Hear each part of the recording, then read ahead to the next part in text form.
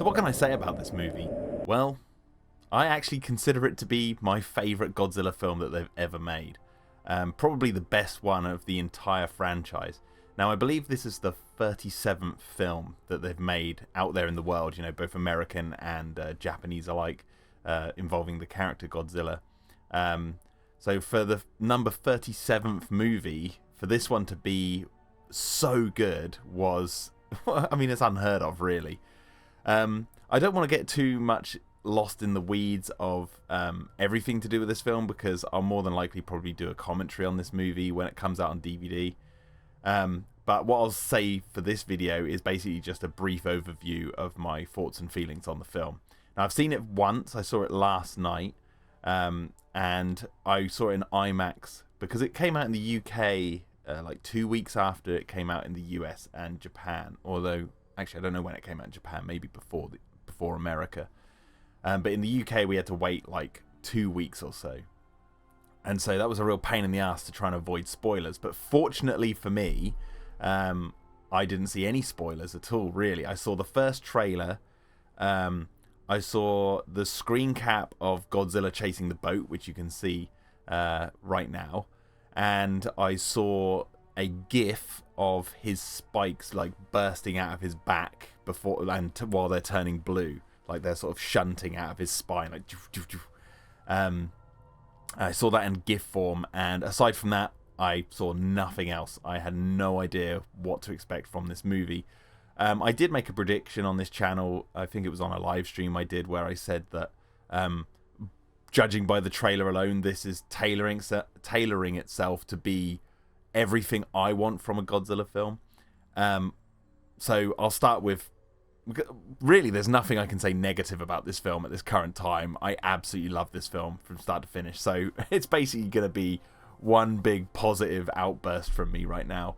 But basically, I absolutely loved the time setting, the period of time this film's set in. I love that it's set in post-war Japan.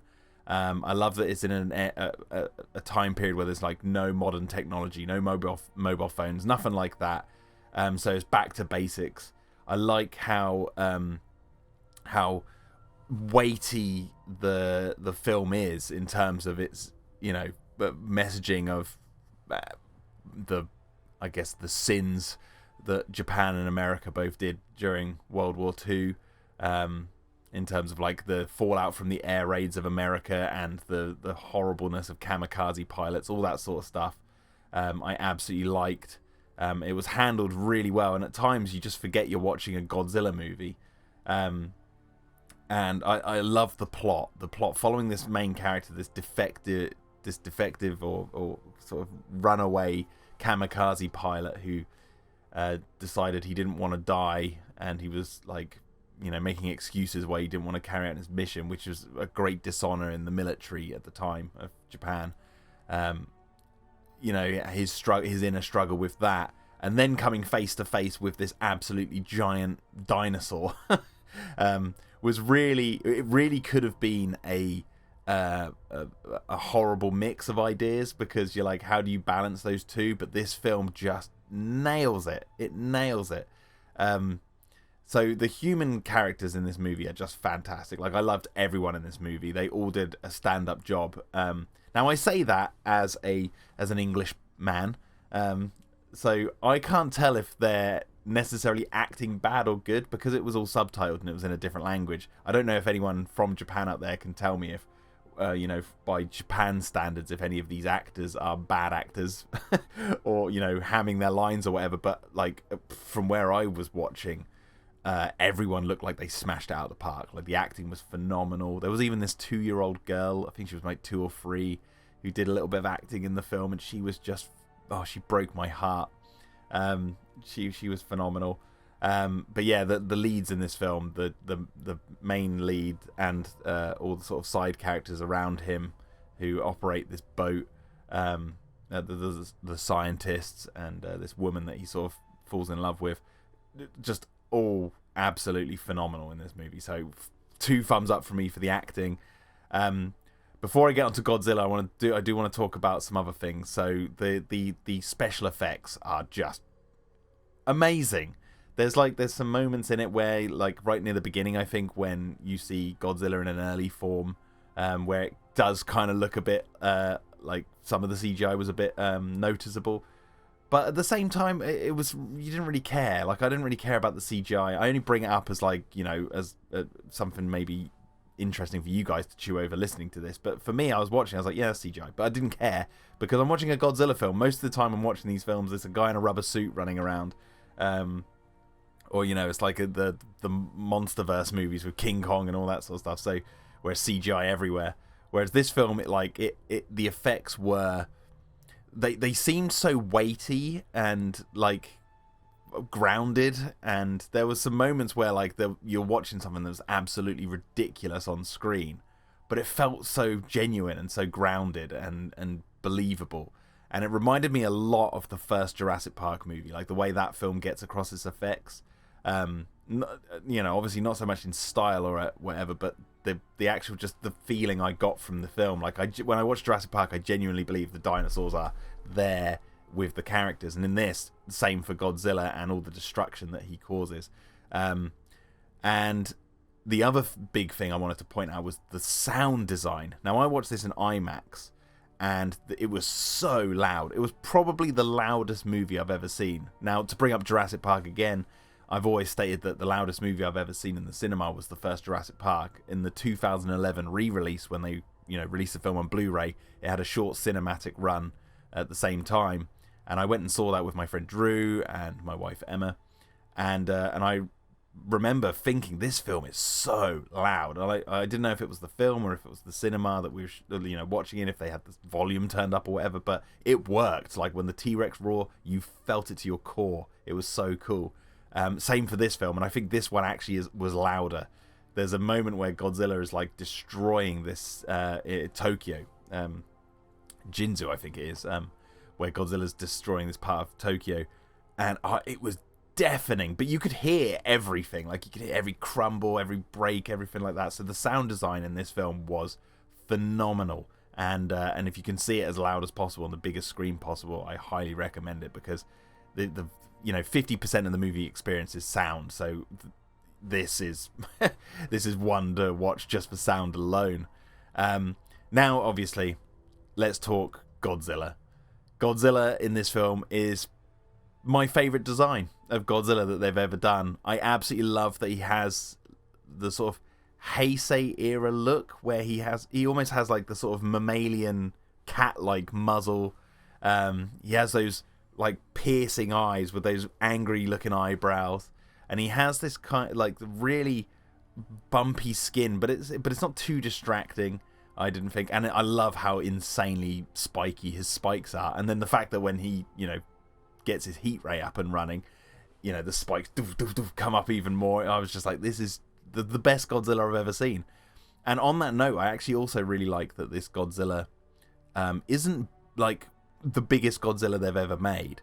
Obviously, there's, like, a running meme at this point of, like, how the movies keep upping his size. You know, I think it was Godzilla Earth Eater or something, one of the animated films where he was just colossally big, and I like that movie for different reasons, and I welcomed the insanely big Godzilla, but I actually like that they scaled this one back more, and he was, you know, he was big, obviously, in terms of real life animals, but he wasn't like, as too big. He didn't seem overly ridiculous. He felt very realistic, and I think the time period that it was set in really aided his size, because it was, like, post-war Japan, so, like, you're talking in, like, late 40s, early 50s Japan. So the buildings, you know, they've got, like, skyscrapers and all that sort of stuff like they do in Tokyo now. So, you know, Godzilla does tower over the buildings at that time, even more so than he would if this Godzilla appeared in modern times. But yeah, like, Godzilla's atomic ray was just, oh man. I was like, I wonder how they're gonna, like, top, in a way, like, you know how I just said that they up Godzilla's size each movie. It seems like that with Toho films, you know, not so much the Monsterverse movies, but with the Toho films, they seem to be, like, coming up with new and ingenious ways of making his atomic breath more like of a spectacle. and after Shin Godzilla, I was like, there's no way they're gonna top that. And in some ways, I'm right. Like, I don't think they topped that. I don't think, because Shin Godzilla was just like insane. It was just like this purple laser that just zipped through everything and just absolutely destroyed so much. But in this one, when he fires his atomic breath, you feel it like so much, because it's just such an impact. Like, bam, just smashes and just detonates like a nuclear bomb with one blast. And there's an aspect of the sort of character where once he's fired his atomic breath, he has to like recharge. So it takes quite a while for him to get a second blast out. So that gives the characters some time to do something. And I really like that, because that added like this level of tension of like, shit, you've only got a certain amount of time before he's going to blast again. Whereas like in other Godzilla films, it's like he just goes doof, doof, doof, just blasts whenever he wants. So I like this sort of tension-filled aspect to this Godzilla whenever he fires his atomic breath. But yeah, like what else can I say about this film? Like, from start to finish, I was gripped. Every scene was really like, there was no fat to trim. Basically, it was like perfect. The timing of the film was perfect. It didn't overstay its welcome. It didn't go too short. Perfect 2 hours, which is, I think, the perfect film length, really. Oh god, what else is there to say? Okay, I'll bring up my favourite scene. Okay, at this current time, bear in mind I've only seen the film once, but my favourite scene is the one you can see here, where the main group of characters. It's not that they first encounter Godzilla, but like, this is the first major sequence with the sort of new mutated, fully grown Godzilla. Let's put it that way. And they're like being chased by him, and they're dropping mines in his mouth, and then this battleship turns up and attacks Godzilla, and then Godzilla attacks the battleship. That moment just was so cool. I can't even begin to describe it. Like, the sort of militariness of this movie, if that's even a word, was just great. Like, it felt good to have this film that was sort of like, upholding sort of honourable military work. We're not talking about stupid old forever wars, that cost millions of lives and are just harrowing and dumb and political and all that sort of stuff. No, this was like, we've got this massive beast to contend with.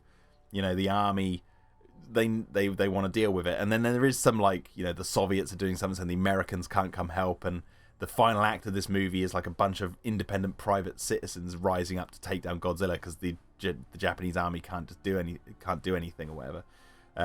They've like, I can't remember the line now because I've only seen it once. Like, why the Japanese military don't step in. I think there's some sort of blockade or something that's stopping them. But anyway, the point is that even amongst the citizens, there's this sort of like positive attitude to, like, we have to do what's right because we have to stop this evil from destroying everything we know and love. And there's a real I don't know, positive look at sort of masculine energy in this movie, which I really appreciated.